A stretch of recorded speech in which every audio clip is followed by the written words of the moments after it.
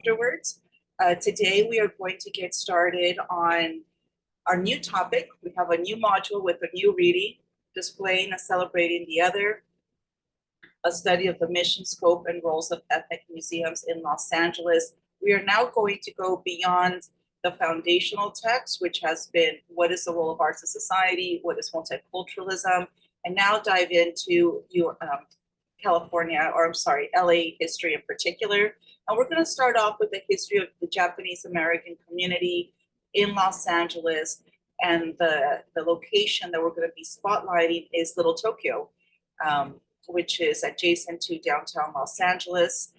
If you've never been to Little Tokyo, I highly recommend that you go. There's amazing food, amazing history all throughout the community. And there's also, very importantly, the Japanese American National Museum, which is an example of an ethnic museum in our city. So we're going to talk about the role and function of ethnic museums in Los Angeles, but just know that there are ethnic museums all throughout the United States and also other parts of the world. And we're going to understand why that is, why it's important, and how does it differentiate from mainstream museums. So the takeaway here, everyone, is that we're going to be looking at ethnic museums and comparing them to mainstream museums.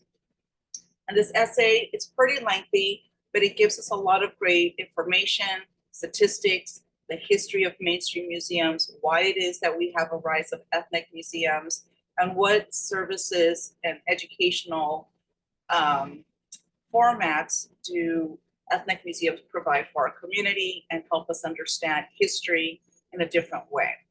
All right, so that's what we're going to be getting into.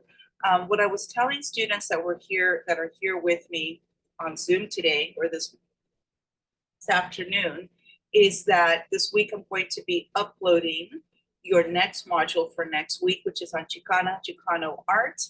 We're going to be looking at performance art and murals, and also the advocacy around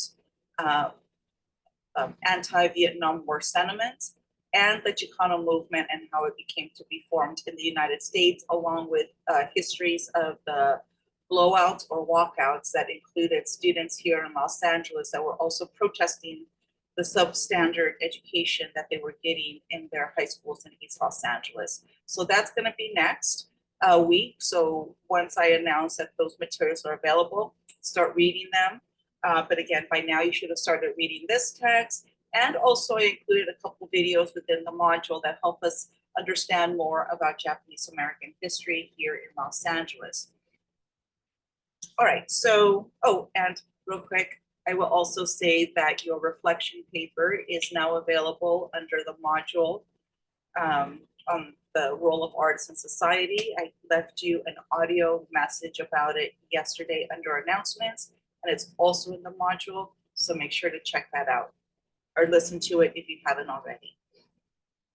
All right, so let's get started with a little bit of a review on ethnic museums. And again, I'm going to be alluding to our text and giving you pages to look at and ways to consider and understand the importance of ethnic museums. And this is, again, going to lead to a museum report that you guys are going to be writing on JANM. JANM is the acronym for Japanese American National Museum, and correlated and link it up to the very important information and statistics that these writers provide for us. All right, so in this essay, the artists are telling us why it's important for museums to display and represent the history of all groups, a thorough history, and not just through the gaze of mainstream society or dominant culture. And again, Willem helped to explain to us what we mean by the dominant culture in our society. And I'm going to go straight to page 51 on your essay, on your readings 51, which is the third page in. And on page 51, the writers are talking about how there was a change in perception starting in the 1960s. And from the 1960s to today, there has been a huge cultural revolution of inclusivity, of diversity, of reversing problematic laws and legislations that omitted certain participation by certain groups in society. So at the top paragraph of page 51, this essay begins with saying, since the 1960s, many have become skeptical of the museum's fundamental principles and techniques of representation that privileged national and elite culture over ethnic and popular culture, and have actively sought to reorganize the institution. Critics charge that as temples of high culture, mainstream museums have failed to present the other voices in our city, or have continued to exhibit them under categories as primitive or exotic. So historically, mainstream museums, and this essay links that up to the idea of a temple. Now, don't think about it as a religious temple, but a temple of thought, of history, where people go to learn and understand history, to appreciate art, to appreciate and value the culture of civilizations. Well, in mainstream museum, you guys, the art, culture, and history that deviated from white mainstream narratives were, as the writers say, considered as inferior, or were considered as primitive or exotic. And in that way, they were othered, to utilize the terms that Blum used. So if there was that representation in mainstream museums, and we think about mainstream museums here, you can think about, say, something like the Getty Museum, the LA County Museum. And by the way, today, these museums have certainly changed their attitude and are now going more towards inclusivity and broadening what they show. But historically speaking, right from the 60s, there was a push against the practices of mainstream museums that privileged either the elite culture or a so-called nationalist attitude. So if we continue down this paragraph, it says, in response then to this omission of cultures and histories, right, which were sometimes subjugated, or history was only told from one perspective, we see the rise of ethnic museums. And by the way, this also coincides with the civil rights movements. This also coincides with the rise of ethnic studies in college campuses, right? To where we now have the history, not only the nationalist history of US history, which a lot of us maybe learned in high school, but now we get to see, well, what was the experiences of, say, the Black community in the US? What was their perspective and their history? What was the history, as we're going to learn this week, of Japanese Americans here? Because when we think about the United States, you know, it's a nation of immigrants. And so we need to understand and herald all of the histories in order for us to get a complete view of US history. All right, so here it says, and it's on the top paragraph on page 51, in response, some mainstream museums, and also I was mentioning the LA County Museum, the Getty, have gradually recognized the needs, values, and histories of multiple publics, and have experimented with new and self-critical modes of display. So today, right, because of the efforts that began decades ago in the 60s, museums are starting to change their ways and seeking to be more inclusive, more relevant, and for their art to be reflective of the community of Los Angeles, which is very, very diverse. Well-known institutions like the Smithsonian have added special collections and exhibits that represent multiple perspectives, giving voices to publics previously spoken for or ignored. And when someone else speaks about you, They could talk about it erroneously. They could do it with certain stereotypes. They could do it as a way to justify their racist views or subjugate people. This is why, as Blum says, it's important for us to know our own history, value and understand it, so we don't believe negative rhetoric that might come from the elite, nationalist, racist perspectives. This is the second paragraph. At the same time, many ethnic and minority groups have responded to their perceived and often real exclusion and the growing interest in their own culture, which again goes into multiculturalism and heritage, by creating distinct institutions to document, interpret, and exhibit the art, culture, and history of their communities and cultures. That's very important. So since the 60s, when we start to see this rise of, we don't want to assimilate, we want to be proud and understand our culture, and we start to again see the rise of identity politics that we're going to be studying more about. We're also going to see, as I was mentioning, the rise of ethnic studies at universities. We're then going to also see the rise of ethnic museums, because what folks are saying is, we're not going to wait for these mainstream institutions to represent us because they have done it erroneously, or they have done it in such a way that exoticizes or others us. We're going to create our own institutions, right? We're going to say our own history from, as we could understand, the horse's mouth. So not someone else is telling our history through their filter. We're going to say the history ourselves.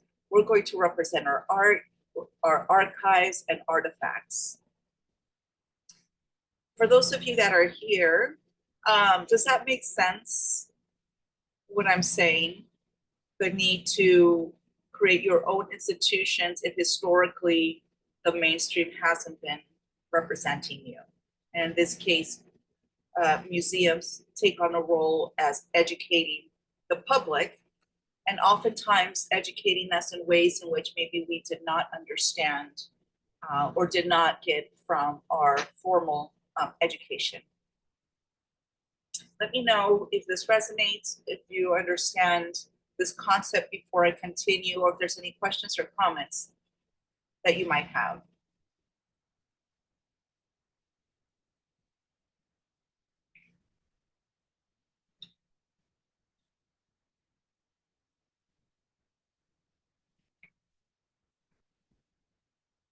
All right, so let's continue. Alexis, it makes sense. Okay, great. Thank you for that feedback. I don't want to lose you guys.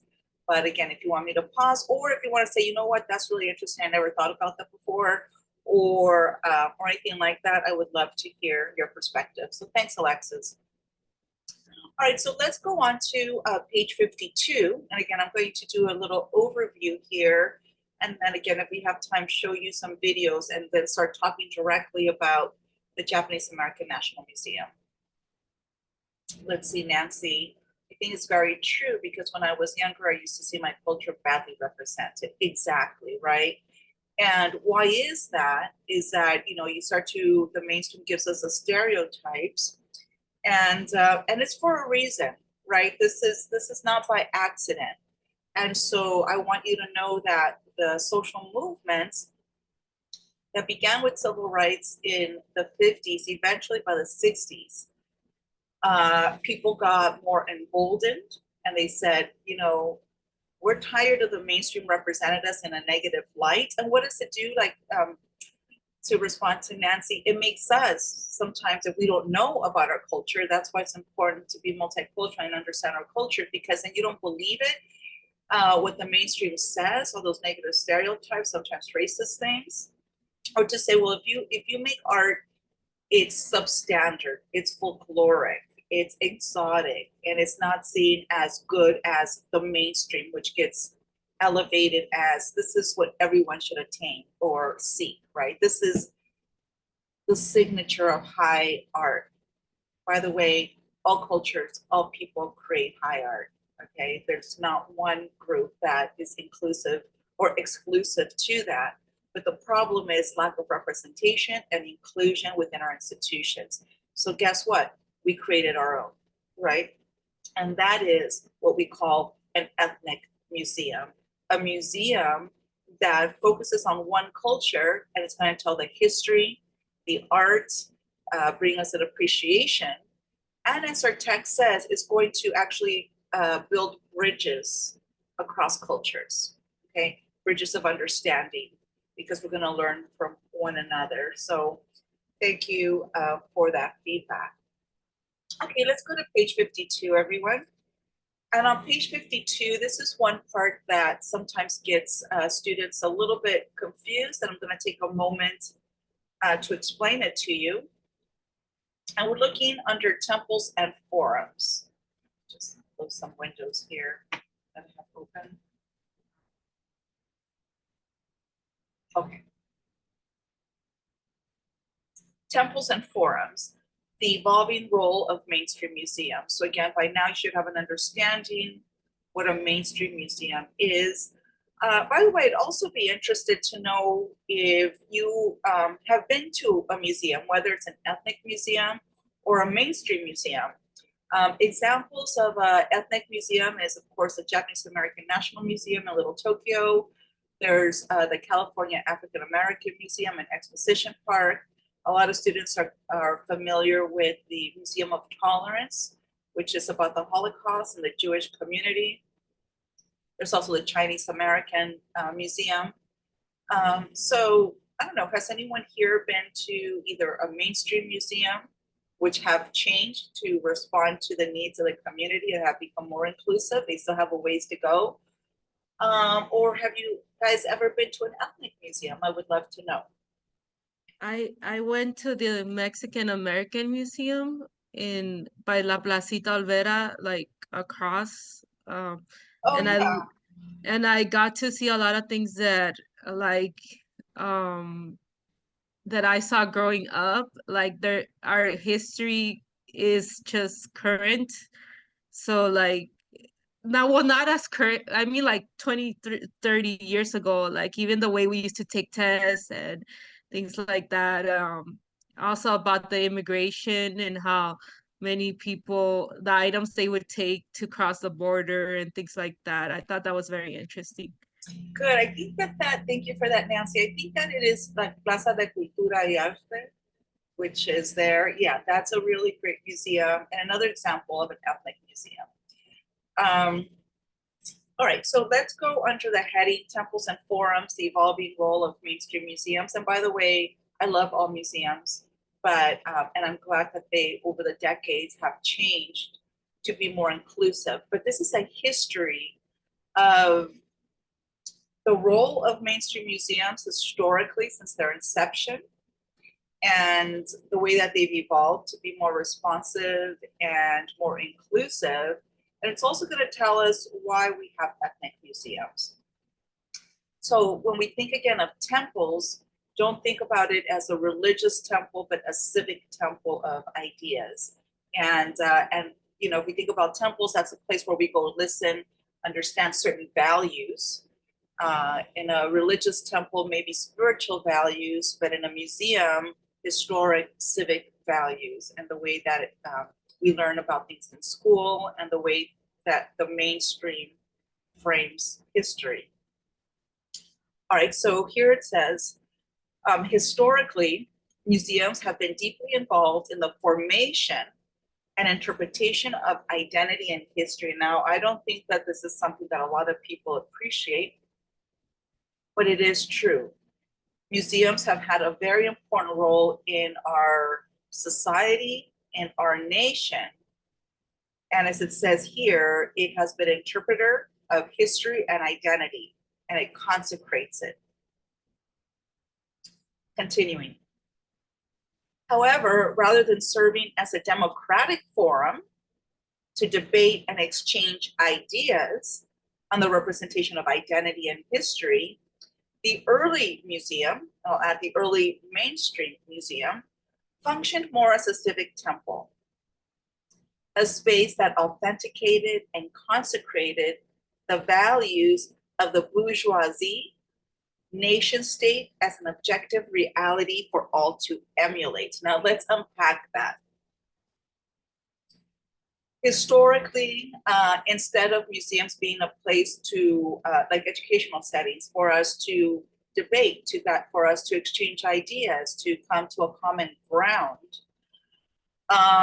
instead they functioned as these writers say, a civic temple, and they define to us what they mean by a civic temple, and that is a space, again, the museum, that has authenticated and consecrated. So when we talk about authenticated and consecrated, it made it a truth, right? So now here is a truth about the values, and we're going to seep them into society to where now everyone is going to want to copy it or understand these values.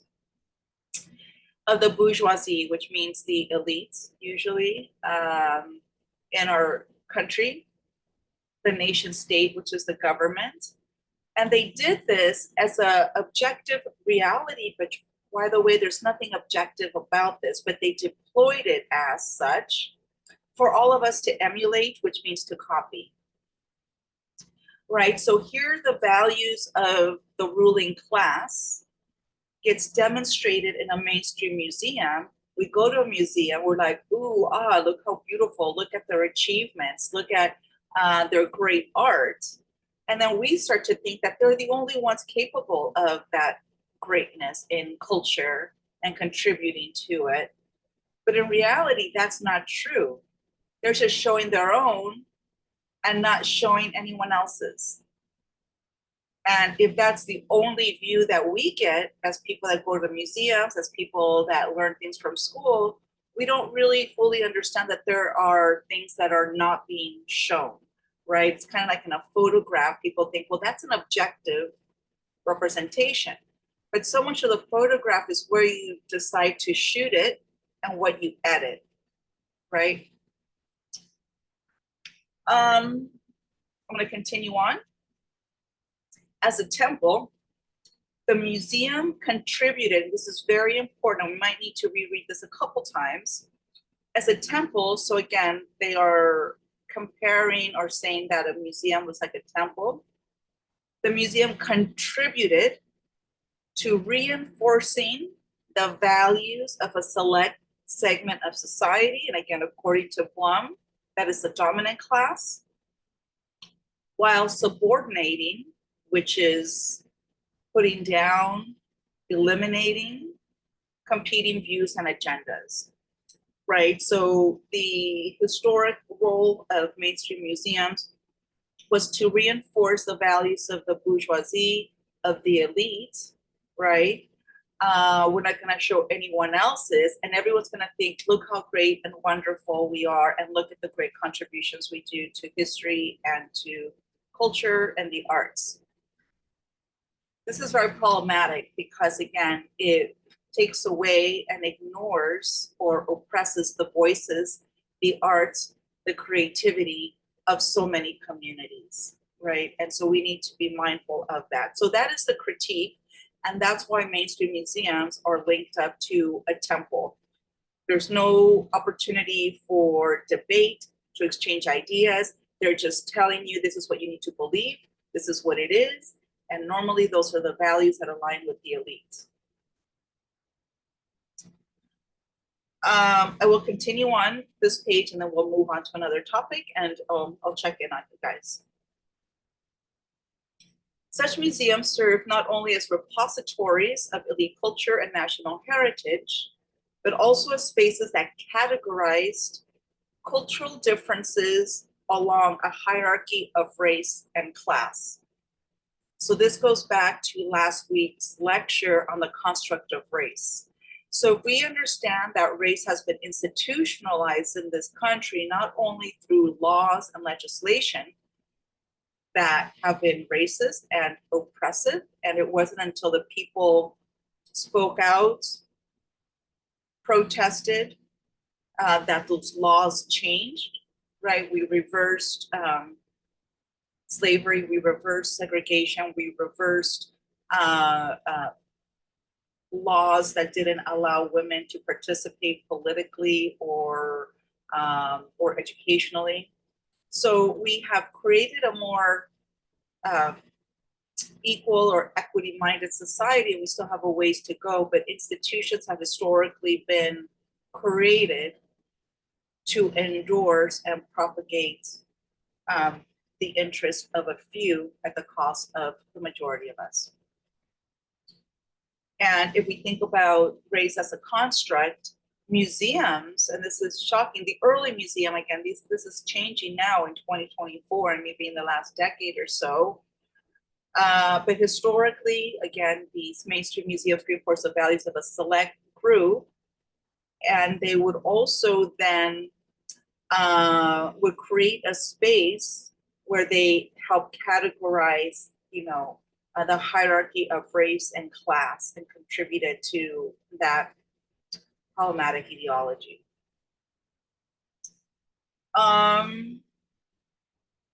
So continue to read this. In the middle of the next paragraph, it goes on. It's such a good page, this one. It just, and I urge you to read it, reread it, underline what you think or what you like, because there's a lot of really great information here.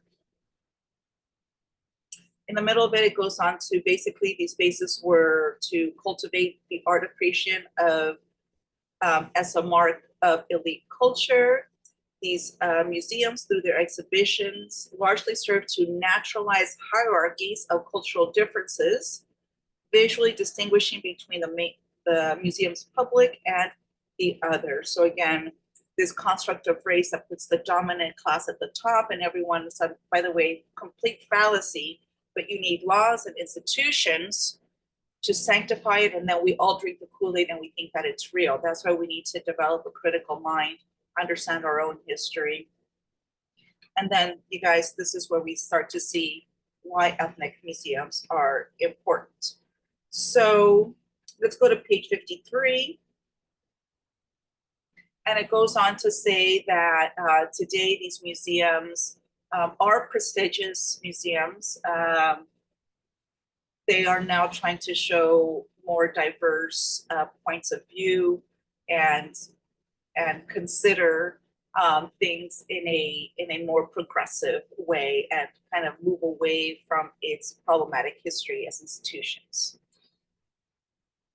But I do want to focus on the second paragraph on page 53, where it says, it starts off, since the 1960s, there has been a rising tension between the role of museums as a temple or as a forum. So these writers are saying that ethnic museums function as forums. So if we think about a mainstream museum as a temple, which only wants to consecrate the values of an elite culture for all of us to copy or to emulate, then an ethnic museum is a forum. And what's a forum? A place where we could go back and forth and have dialogue, have important conversations. And so it's not a temple where one person's telling everyone, this is what it is, this is what you should be, and this is, the hierarchy, and this is elite culture, telling you, indoctrinating. A forum, which is what they believe ethnic museums to be, is a place where we debate ideas and we come together as a community across cultures. And we're going to get more into that. Okay, the paragraph, since the 1960s, there has been a rising tension between the role of museum as temple or as a forum. Voices of dissent towards the traditional role and the modes of display upon which mainstream museums have historically relied have emerged from the American civil rights movement, the feminists, minority groups, minority artists, museum scholars, and professionals. So they start to really make a dent into this. Critics have questioned the traditional museum's tendency towards Eurocentric practices of representation, its focus on cultural elites, and its failure to provide equal opportunities for minorities. Again, we live in a very diverse country. Urban spaces are normally where we find ethnic museums. So this is where we start to see that move. By the way, you guys, what do we mean by Eurocentric? Does anyone, have you heard that word before? What do we mean by that? And if you In, haven't, it's a good review. in my liberal studies classes, Eurocentric is kind of like the contributions of the Europeans only, or just centered on European ideology. Right. It's, thank you for that, Nancy. It's thinking about the world and everything through only the European lens, right? And they're centered, and um, everything else gets valued, uh, evaluated by, compared to the Eurocentric worldview, right? And so we need to dismantle those concepts. All right, continuing on at the bottom of 51, 53, we start to see then the emergence of ethnic museums.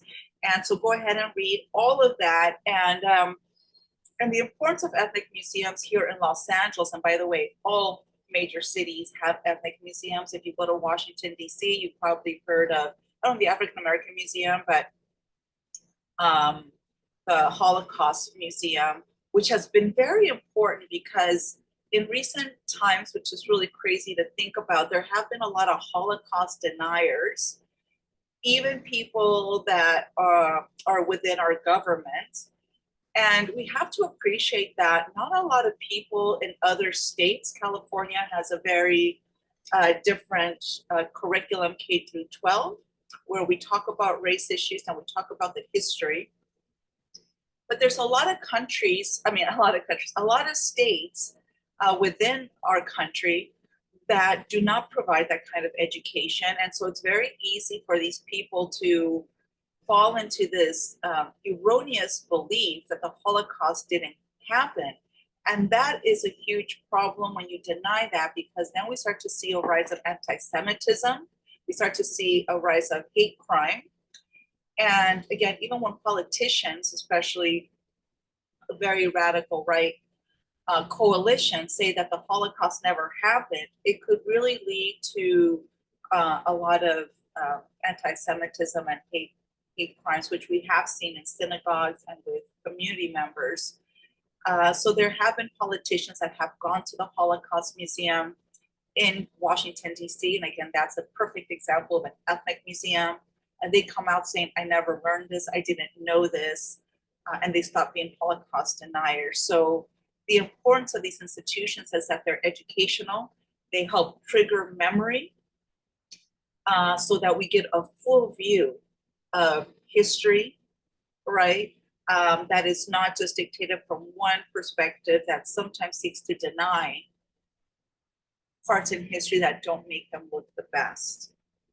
All right, so very important. Think about ethnic museums as education, important for representation, and as our essay says, as spaces of forum where we could go back and forth and have dialogue about these very important issues, and also that they are they build bridges across cultures.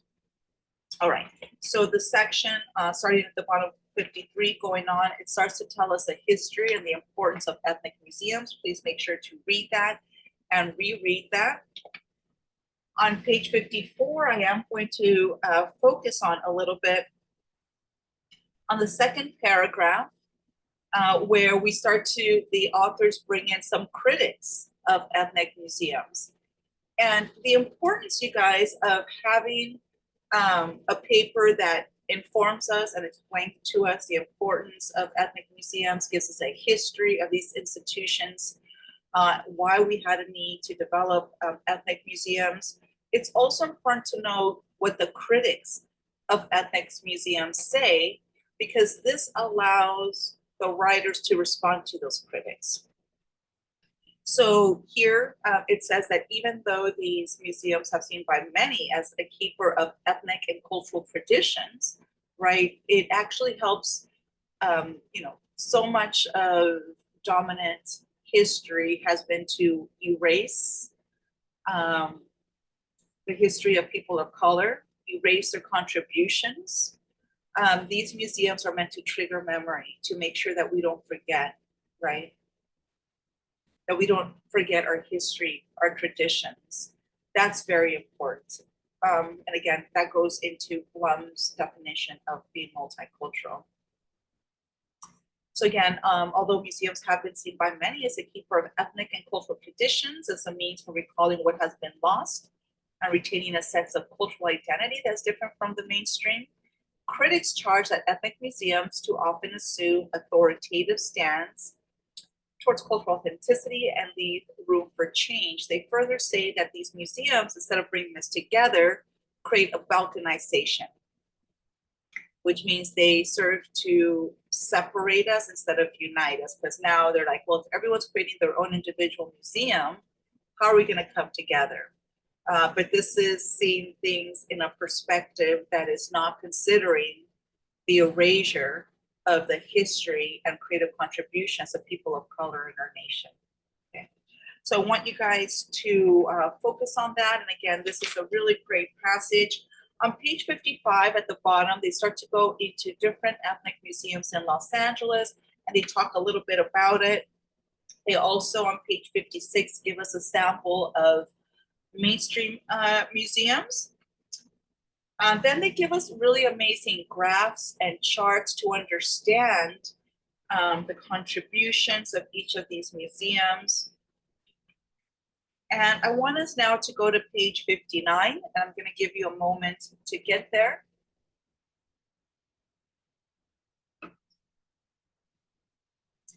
And this is important because on 59, on the second paragraph, these artists give us the 5 roles that ethnic museums are prepared to play. So I want you to study and know these 5 roles that pretty much all ethnic museums are set to play. And by the way, the United States is not the only nation with ethnic museums, other countries as well. But since we're focusing on LA history and LA institutions, we're focusing on those institutions here in Los Angeles. And by the way, we're so graced with having so many amazing cultural institutions within our city. And I hope that you visit them and appreciate them. All right, so paragraph 2. Here are the 5 roles that ethnic museums are willing to play. By the way, does anyone here in the class want to read what those 5 roles are?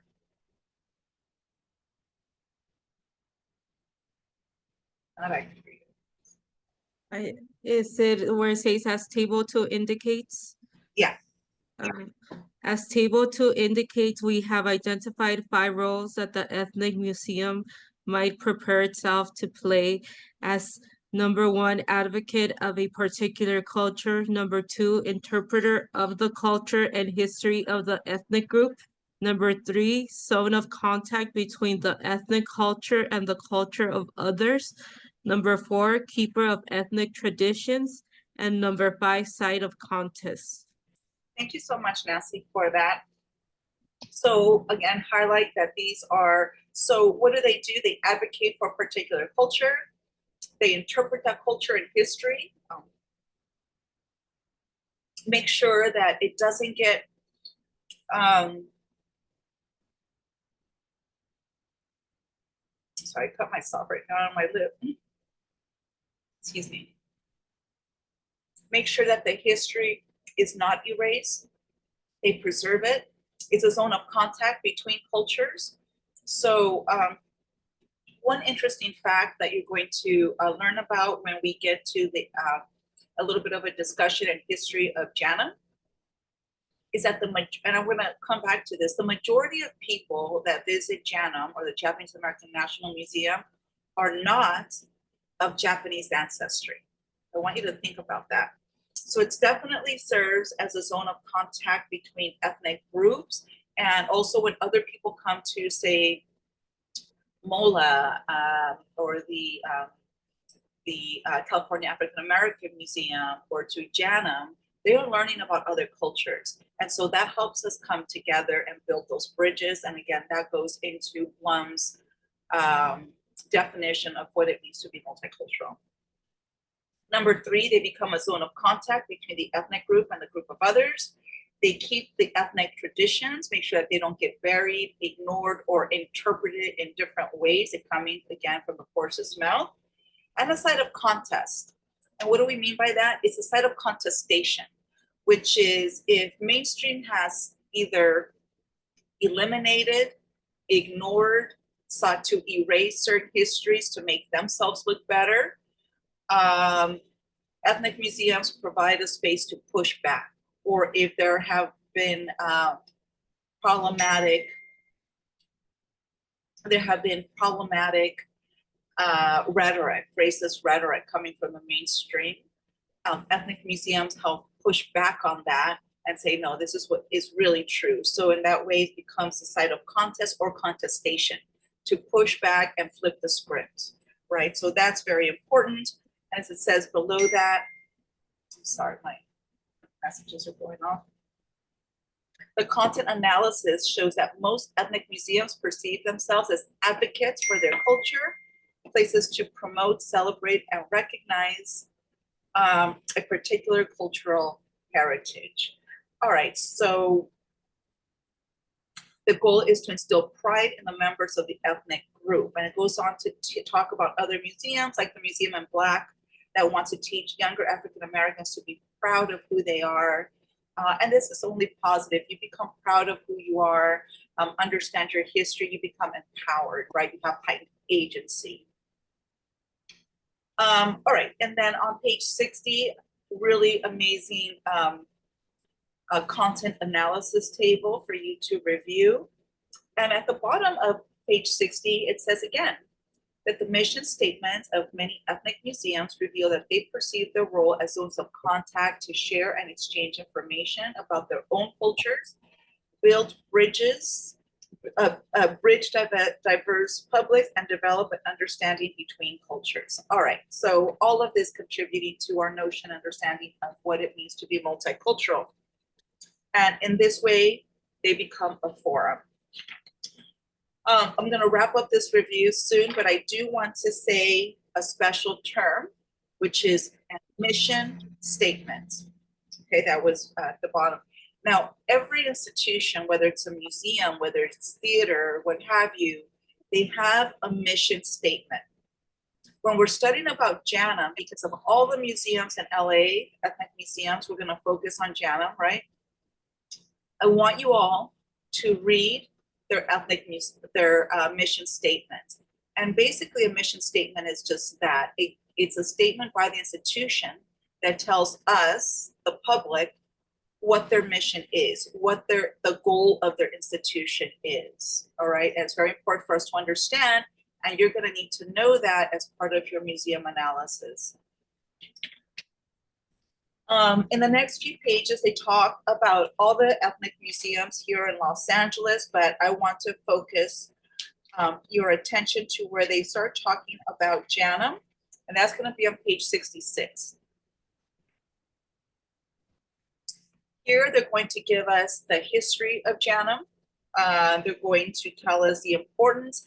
Now, we're going to learn and get more information about World War II and how the Japanese Americans here in the United States, most of which were US citizens, I want you to know this, US citizens, right, were negatively affected during World War II, because after the bombing of Pearl Harbor, Japanese Americans living in this country, many of whom no longer knew how to speak Japanese, they were second generation and so forth, were discriminated against, were seen as the enemy. Think about 9/11, how our Muslim brothers and sisters were then turned to be the enemy. And they were forced to live in concentration camps. Now, when we think about World War II, maybe we think about concentration camps in Nazi Germany and Europe and Hitler, but we have to also know a harsh history of the US, which is that we also had concentration camps for Japanese and Japanese Americans here in the United States that were unlawfully incarcerated and their livelihood and lives taken away in the about 2.5, 3 years that they were in the camps. That's what we're going to be learning about. That's a part of US history, World War II, that we don't know about. And we're going to learn that Little Tokyo in downtown LA was a pivotal space for the Japanese American community. And that's why it is important that the Japanese American National Museum be in Little Tokyo. So it could trigger our memory. What happened at that location in that community during World War II? How did it affect Angelenos of Japanese ancestry? And why that part of LA is so full of history. If you walk through the streets of Little Tokyo, everywhere, if you look down, there's going to be plaques on the walls, information, even on signposts wrapped around with history. So if you walk through Little Tokyo, it's almost like a walking tour of history of Los Angeles, and in particular of the history of Japanese Americans in our community. By the way, few people know that communities like Boyle Heights, right, and Lincoln Heights were once enclaves of Japanese American neighborhoods and communities. Okay. So again, on page 66 is where you're going to see all the great information on Japanese American National Museum. And this is also where you're going to get that amazing statistic that, let's see, where is it? Oh, it's on page 67, where it says JANM serves as a contact zone, a fact that is reflected in the composition of its visitors. The majority, which is 60% of Japanese Americans, 60% are not Japanese Americans that visit JANM. That's why they see themselves as a zone of contact. JANM, through its many programs and exhibitions, builds bridges among ethnic communities and promotes a vision of a multicultural Los Angeles. And again, this is on page 67. Now, I'll let you continue reading. It talks about MoCA, and the conclusion is very important. So do read this, interrogate it, highlight it, learn from it. Do know that you are going to be utilizing, citing, and be tested on this paper. So one quick question that I have for you guys is, if JANM says that the majority of visitors are not of Japanese ancestry, and it gives us the about 60% are not. So what does that tell us about JANM and museums like that? What does it make you guys think to know that the majority of people that go to these ethnic museums are not members of that group? Any thoughts? And again, you could unmute yourselves or drop your thoughts here on chat, or anything else that I've talked about that maybe stood out to you or you have a question about. Well, it makes me think that maybe not the minority itself, like is how do you say, like there's still a majority of people who can go to the museum or can afford it as part of it, and that there's still, that's a good thing though, because they learn about the culture and what happened, and that's actually a good thing in a way, because maybe most of us who know our own history don't necessarily need to go to a museum to learn more about it, but it helps, right? But like And it's a sometimes good we thing don't know that, all of our history, right? Like just because, say, we have a particular background doesn't know that we're educated in it, right? We know little bits of it. yeah, It helps us to learn more about it, right? If it's our own group. yeah. So it makes me think that it's a good thing that other people are learning about it though, because sometimes the majority is in the minority, right? Yeah. So it helps them develop good ideas about other people. Thank you, Nancy. And that's why these institutions are called forums. They're seen as a zone of contact, because if the majority of people that go to these institutions, and if we're thinking about the Japanese American National Museum in particular, which again is going to be our focus, that means that the majority of people going through JANM are not of Japanese ancestry, and they're going to learn about it and take interest in it. And this is how the more we know about other groups, the more we're able to, as Blum says, understand our common humanity our common ground, and it becomes a zone of contact. And we can come together and understand, and it builds bridges of understanding among and across cultures. And it goes into part 2 or B of what Blum says of multiculturalism, which is take interest and learn about other people's histories and traditions. So the majority of people going to JANM are definitely participating in multiculturalism. All right, so I hope that you enjoy this topic. I am going to go ahead and quickly share with you our course canvas. And I hope that I am going to be able to share a video with you guys. Okay, but let's see.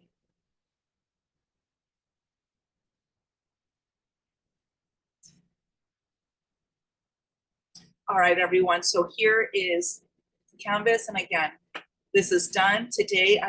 Today and tomorrow, I'm going to be grading this for you. Here is our rule. And again, this is the announcement that I sent. If you want to listen to it again, I talk a little bit about the review. It's about less than 5 minutes. The reflection paper due on Sunday. Again, with each of the modules, you'll have readings, sometimes something to view, a lecture that I'm going to upload here once I'm done with the Zoom, and then an assignment. So just that's pretty much the way each of these modules go. And again, you're going to see another module soon for Chicano art. Here's the essay that is your reading assignment that I reviewed today thoroughly, and I hope that it was helpful for you guys.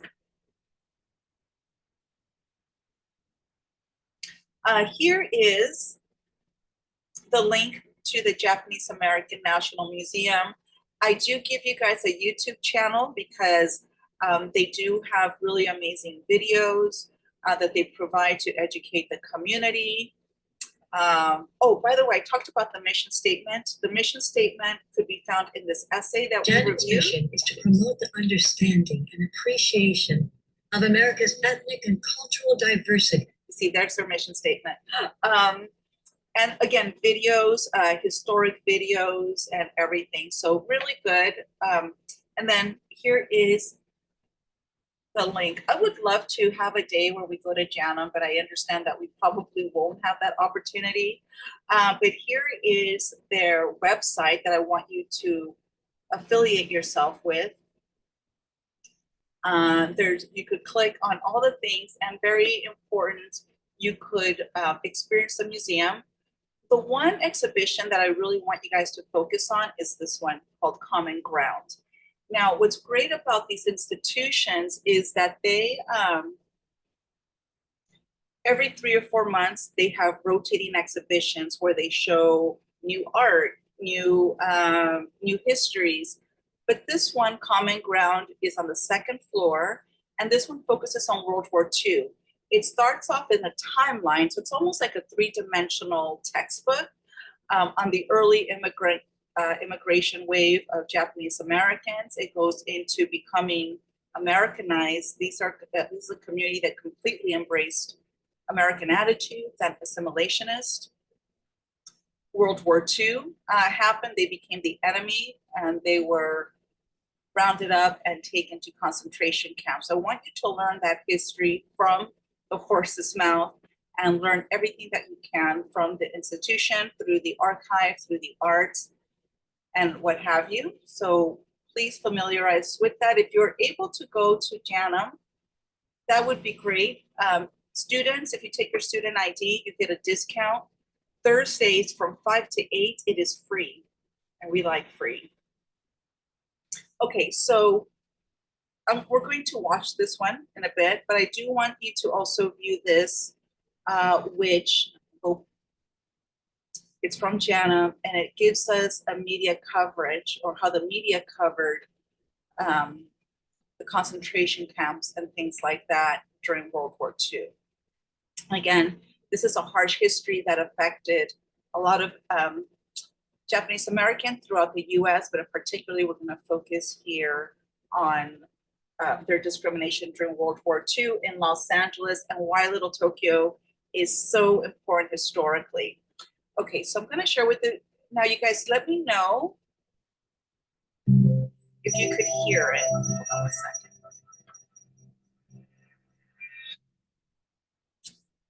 Okay, were you guys able to hear that?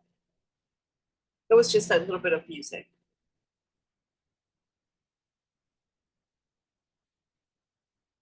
You were not able to hear it? Alexis, you were? Okay. If you don't, let me know, because sometimes when I share video, the audio doesn't always come through. All right, here you go. This is about 5 minutes and 46 seconds.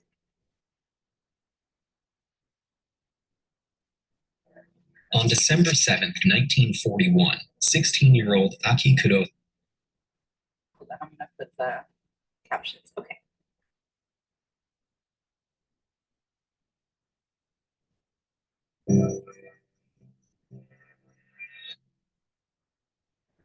On December 7th, 1941, 16-year-old Aki Kurose shared in the horror of millions of Americans when Japanese planes attacked Pearl Harbor. What she did not know was how that shared experience would soon leave her family and over 120,000 Japanese Americans alienated from their country, both socially and physically. As of 1941, Japanese American communities had been growing in the US for over 50 years. About 1/3 of them were immigrants, many of whom settled on the West Coast and had lived there for decades. The rest were born as American citizens, like Aki. Born Akiko Kato in Seattle, Aki grew up in a diverse neighborhood where she never thought of herself as anything but American until the day after the attack, when a teacher told her, "You people bombed Pearl Harbor." Amid racism, paranoia, and fears of sabotage, people labeled Japanese Americans as potential traitors. FBI agents began to search homes, confiscate belongings, and detain community leaders without trial.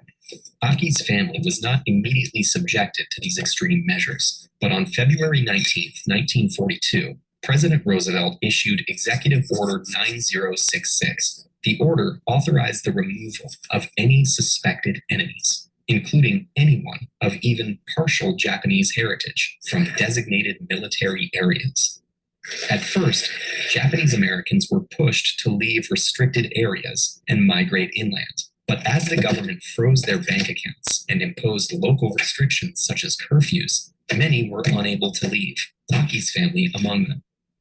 In March, a proclamation forbid Japanese Americans from changing their residency, trapping them in military zones.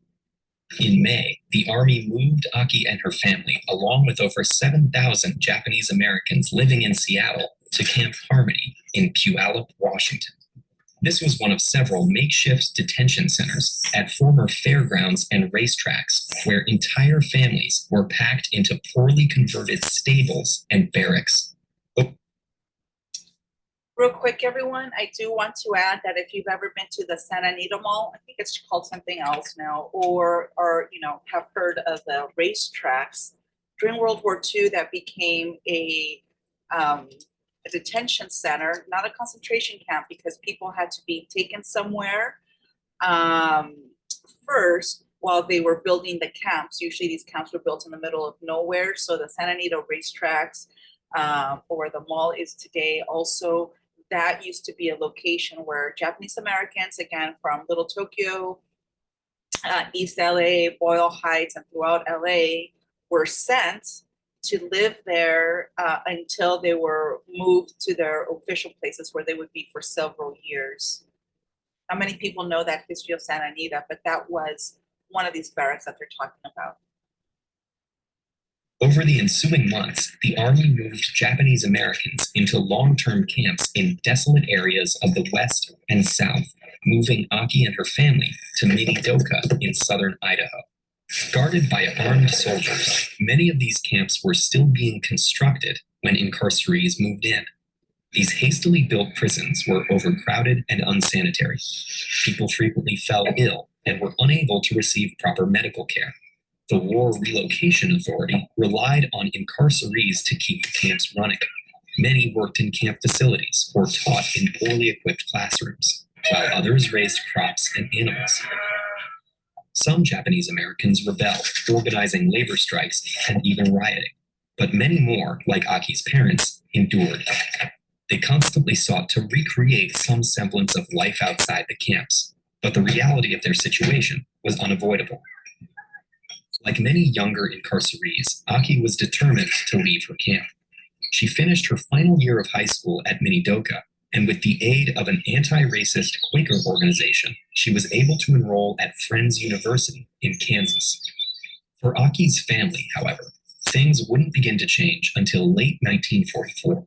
A landmark Supreme Court case ruled that continued detention of American citizens without charges was unconstitutional. In the fall of 1945, the war ended and the camps closed down.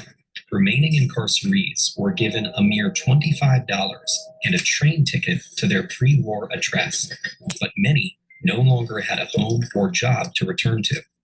Aki's family had been able to keep their apartment, and Aki eventually returned to Seattle after college. However, post-war prejudice made finding work difficult. Incarcerees faced discrimination and resentment from workers and tenants who replaced them. Fortunately, Japanese Americans weren't alone in the fight against racial discrimination. Aki found work with one of Seattle's first interracial labor unions and joined the Congress of Racial Equality.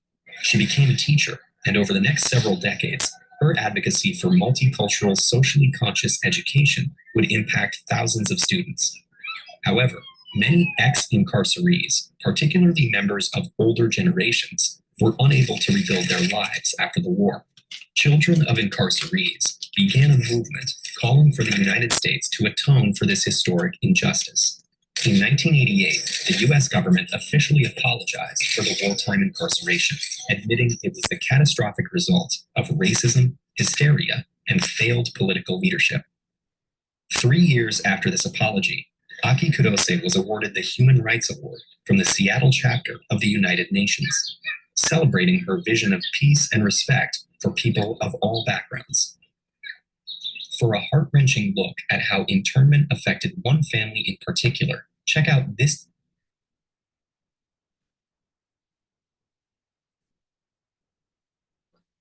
All right, everyone, a little primer as to what occurred during World War II. And again, I hope you learn more.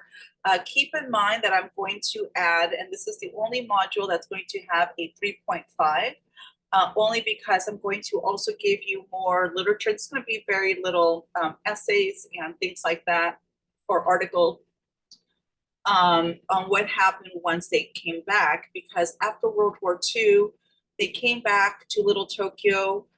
It had changed completely. We're going to learn that it became known as Bronzeville because Black community in those years started to settle in Little Tokyo. And so a lot of Japanese Americans came back. I mean, they were gone for a long time. Everything that they had was stripped for them. So they lost their homes, their jobs, access to education, all of their belongings, right? They were only able to leave with a suitcase. So they had to rebuild their lives. There was a lot of anti-Japanese hysteria in the 1940s and into the 50s.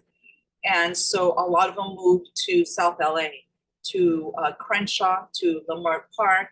And there is a strong history of Japanese American history, basically, in South LA as well. So we're going to go from Little Tokyo to Lamar Park, South LA, part of Los Angeles. So I'm going to be giving you that material this week so that you can also keep following along.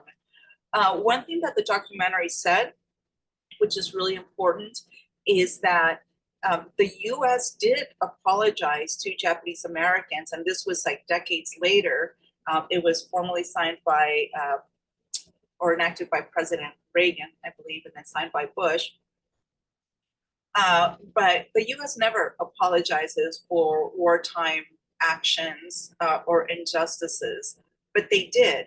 And they didn't just do it on their own. As with all other movements that lead to social justice, it's from the ground level up, right? Grassroots. And a lot of the ancestors, children and grandchildren of those that were incarcerated started to organize themselves, started to lobby, and eventually moved to where there was an official apology, and each family member or each person that survived, I think, were given $20,000. Some people say it was not enough. Some people rejected that money and instead gave that money towards creating museums or foundations or awareness. So it's a very bittersweet narrative. But if you're interested in seeing that letter, they have it on display at the museum. And they also have it, I believe, on their website for you to take a look. Any thoughts or comments as we get ready to wrap up today? I know that I gave you a lot of information, but I hope this gives you a good foundation to proceed with this module and the subsequent information on arts institutions in Los Angeles and the history of certain people within our communities. So questions, comments, feedback?